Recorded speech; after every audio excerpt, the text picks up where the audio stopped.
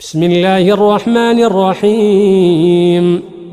قل يا أيها الكافرون لا أعبد ما تعبدون ولا أنتم عابدون ما أعبد ولا أنا عابد ما عبدتم ولا أنتم عابدون ما أعبد لكم دينكم ولي دين.